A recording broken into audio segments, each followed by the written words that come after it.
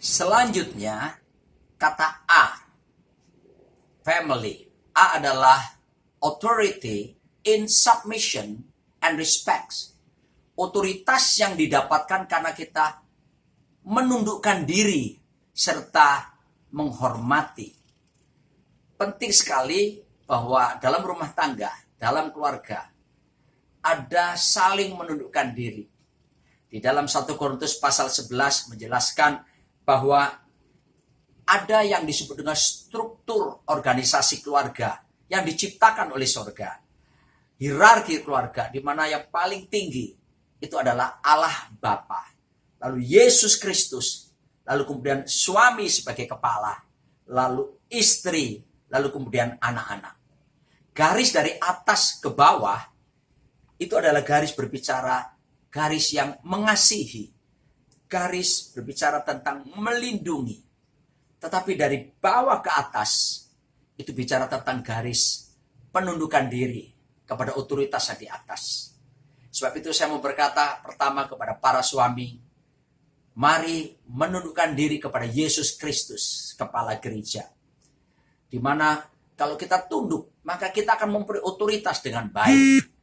Sehingga apa yang ada di bawah kita, istri dan anak-anak kita, mereka pun akan menuai dengan baik karena kita belajar tunduk kepada Kristus.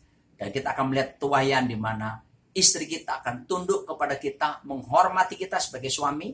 Anak-anak juga akan menghormati orang tuanya. Dan perhatikan baik-baik. Dalam penundukan diri kepada otoritas yang di atas kita, justru kita akan menerima otoritas. Banyak orang suka terima kuasa, power. Tapi seharusnya belajar menerima otoritas lebih dulu. Baru kuasa dinyatakan. Kenapa? Karena otoritas adalah hak untuk melepaskan kuasa.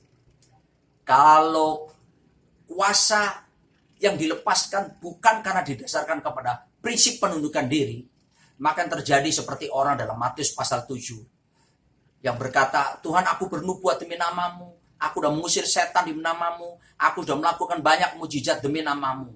Tuhan berkata begini, aku tidak pernah kenal kamu, kamu sekalian pembuat kejahatan. Kenapa Tuhan bisa berkata kepada orang-orang hebat dalam pelayanan tadi?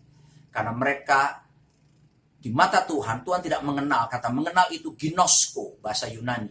Itu bicara pengenalan akrab seperti suami istri. Tuhan tidak kenal karena mereka tidak ada hubungan keintiman dengan Tuhan. Tapi juga Tuhan menyebut mereka, yaitu apa? Anomia dalam bahasa Yunani. Pembuat kejahatan, lawlessness, ketiadaan hukum.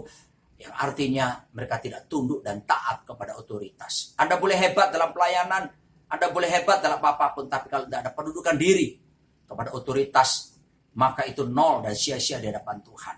Dan malahan menanggung risiko dicampakkan oleh Tuhan. Sebab itu, belajar dari prinsip otoritas ini, maka saya percaya kita bukan sekedar punya kuasa, kita punya otoritas, sehingga kuasa yang bekerja pada kita, legal power. Bukan illegal power, tapi kuasa yang sungguh-sungguh resmi, sah di hadapan Tuhan.